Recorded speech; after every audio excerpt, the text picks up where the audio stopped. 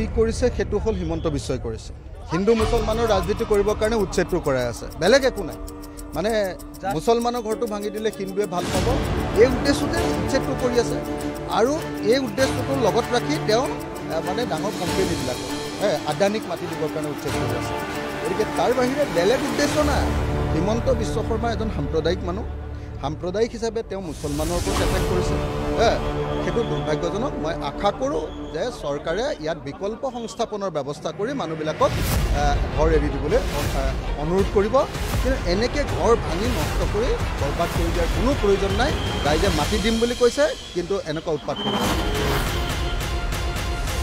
অবৈধ নাগৰিক যদি আছে একদম খেদিব লাগে বিদেশী যদি আছে হয়নে নহয় বিদেশী খেদিব লাগে নাই মুছলমান মানুহবিলাকক সোধক যে মুছলমান মানুহে কৈ আছে যে বিদেশী খেদিব লাগে বুঝছেন না মানে এক নম্বৰ বিচাৰে বিদেশী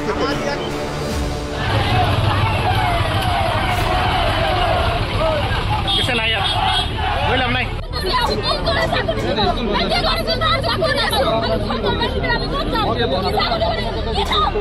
অকমান বাইদেউ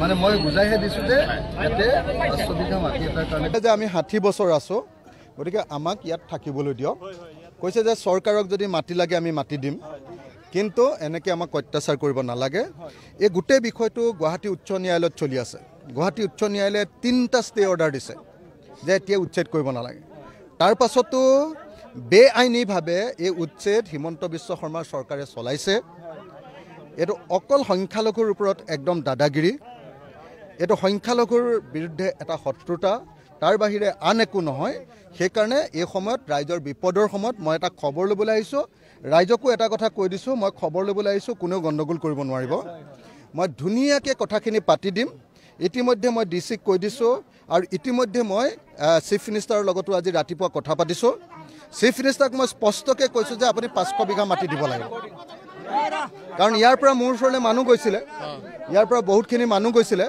গুৱাহাটীলৈ যাওঁতে তেওঁলোকে মোক কৈছিলে যে আপুনি এবাৰ ৰিকুৱেষ্ট কৰক যে চিফ মিনিষ্টাৰক যে মাটি 500 বিঘা দি দিলে হ'ব ঠিক আছে মই চিফ মিনিষ্টাৰক ৰিকুৱেষ্ট কৰিছোঁ চিফ মিনিষ্টাৰে কৈছে যে ডিচিৰ লগত তুমি আলোচনা কৰি লোৱা মই আজি ডিচিক ইতিমধ্যে কৈছোঁ ডিচিয়েও কৈছে যে মোক এখন মেমৰেণ্ডাম এখন চিঠি দি দিব লাগে মই কথাটো টেকল কৰিম আৰু 500 বিঘা মাটি উলিয়াই দিয়াৰ ব্যৱস্থা কৰিম গতিকে মই চেষ্টা কৰিম আপোনালোকৰ কাৰণে চেষ্টা কৰিম আপোনালোক কোনো আৱেগিক নহ'ব উত্তেজিত নহ'ব গণ্ডগোল নকৰিব মই চেষ্টা কৰি দিম আপোনালোকৰ ইয়াত 500 বিঘা মাটি একেলগতে মানুহখিনি বহিবৰ কাৰণে 500 বিঘা মাটি 1.5 কথা মানকে পৰাকে এটা মাটি দিয়াৰ কাৰণে মই চেষ্টা কৰি দিম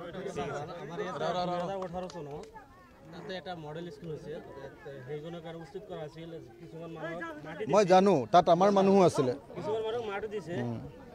আমাৰ কৃষক মুক্তি সংগ্ৰাম সমিতিৰ মানুহে তাতে হেৰি পাইছিলে এলটমেণ্ট পাইছিলে আকৌ সেই এলটমেণ্ট কৰা মানুহবিলাকক এতিয়া টকা 50,000 দিম বুলি কৈ ঘৰটো ভাঙি দিছে এটা ফেমিলিত স্যাৰ 50,000 টকা পালে কি কৰিব কওকচোন কমসে কম 3 লাখ টকা এটা পাব লাগে এটা ফেমিলি স্যার পইচাটা আৰু চাই লৈছে তাৰ মানে এটা কৈ দিয়ক আপুনি কথাটো বুজাই দিয়ক আপুনি কৈ দিয়ক মই সিয়াম স্যাৰ ডাঙৰীয়াক এটা কথা ক'ব খুজিছোঁ সিয়াম স্যাৰ ডাঙৰীয়া আপোনাক মই কৰজৰে অনুৰোধ কৰিছোঁ স্যাৰ আপুনি এটা ফেমিলিক কমসে কম 3 লাখ টকাকৈ আৰ্থিক সাহায্য দিব লাগে আৰু ইয়াতে আপুনি এটা মাটিৰ এটা 500 বিঘা মাটিৰ এটা ব্যৱস্থা কৰি দিব লাগে এই ৰাইজখানি যাতে ইয়াতে থাকিব পাৰে স্যাৰ আমি জন্মৰ পৰা ইয়াতে বসবাস কৰি আছো কি কৰিছে সেইটো হল হিমন্ত বিশ্বই কৰিছে হিন্দু মুছলমানৰ ৰাজনীতি কৰিবৰ কাৰণে উচ্ছেদটো কৰাই আছে বেলেগ একো নাই মানে মুছলমানৰ ঘৰটো ভাঙি দিলে হিন্দুৱে ভাল পাব এই উদ্দেশ্যতে উচ্ছেদটো কৰি আছে আৰু এই উদ্দেশ্যটো লগত ৰাখি তেওঁ মানে ডাঙৰ কোম্পানীবিলাক আদানীক মাটি দিবৰ কাৰণে উচ্ছেদ কৰি আছে গতিকে তাৰ বাহিৰে বেলেগ উদ্দেশ্য নাই হিমন্ত বিশ্ব শৰ্মা এজন সাম্প্ৰদায়িক মানুহ সাম্প্ৰদায়িক হিচাপে তেওঁ মুছলমানৰ ওপৰত এটেক কৰিছে সেইটো দুৰ্ভাগ্যজনক। মই আশা কৰোঁ যে চৰকাৰে ইয়াত বিকল্প সংস্থাপনৰ ব্যৱস্থা কৰি মানুহবিলাকক ঘৰ এৰি দিবলৈ অনুৰোধ কৰিব। কিন্তু এনেকৈ ঘৰ ভাঙি নষ্ট কৰি বৰবাদ কৰি দিয়াৰ কোনো প্ৰয়োজন নাই। ৰাইজে মাটি দিম বুলি কৈছে, কিন্তু এনেকুৱা উৎপাত কৰিব। অবৈধ নাগৰিক যদি আছে একদম খেদিব লাগে। বিদেশী যদি আছে হয়নে নহয়? বিদেশী খেদিব লাগে নাই? মুছলমান মানুহবিলাকক সোধক যে মুছলমান মানুহে কৈ আছে যে বিদেশীক খেদিব লাগে, বুজিছে নাই?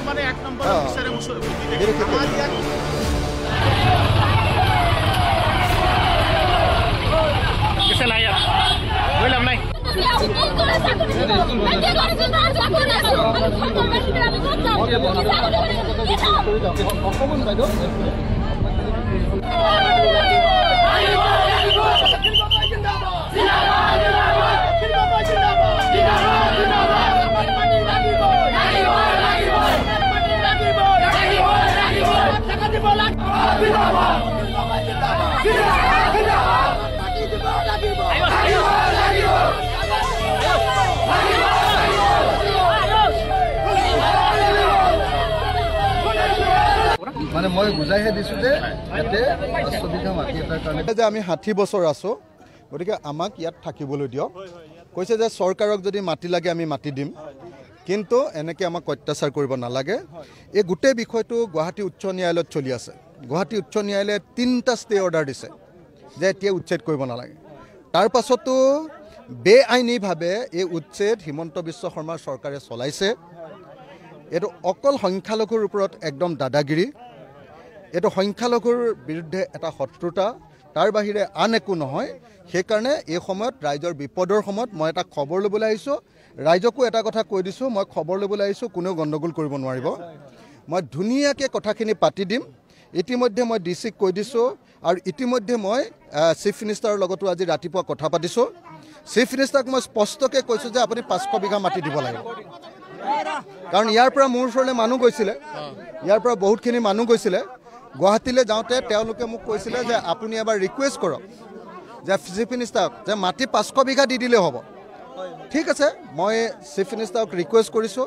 চিফ মিনিষ্টাৰে কৈছে যে ডিচিৰ লগত তুমি আলোচনা কৰি লোৱা। মই আজি ডিচিক ইতিমধ্যে কৈছোঁ। ডিচিয়েও কৈছে যে মোক এখন মেমৰেণ্ডাম, এখন চিঠি দি দিব লাগে, মই কথাটো টেকল কৰিম আৰু 500 বিঘা মাটি উলিয়াই দিয়াৰ ব্যৱস্থা কৰিম। গতিকে মই চেষ্টা কৰিম, আপোনালোকৰ কাৰণে চেষ্টা কৰিম। আপোনালোক কোনো আৱেগিক নহ'ব, উত্তেজিত নহ'ব, গণ্ডগোল নকৰিব। মই চেষ্টা কৰি দিম আপোনালোকৰ ইয়াত 500 বিঘা মাটি একেলগতে মানুহখিনি বহিবৰ কাৰণে 500 বিঘা মাটি 1.5 কথা মানকৈ পৰাকৈ এটা মাটি দিয়াৰ কাৰণে মই চেষ্টা কৰি দিম।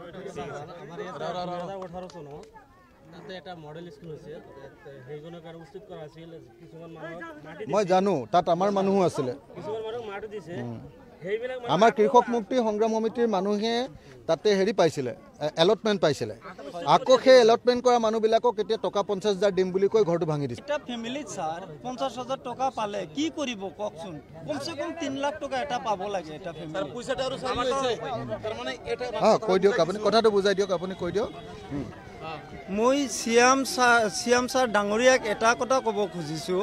চিএম ছাৰ ডাঙৰীয়া, আপোনাক মই কৰজৰে অনুৰোধ কৰিছোঁ, ছাৰ আপুনি এটা ফেমিলিক কমচে কম 3 লাখ টকাকৈ আৰ্থিক সাহায্য দিব লাগে।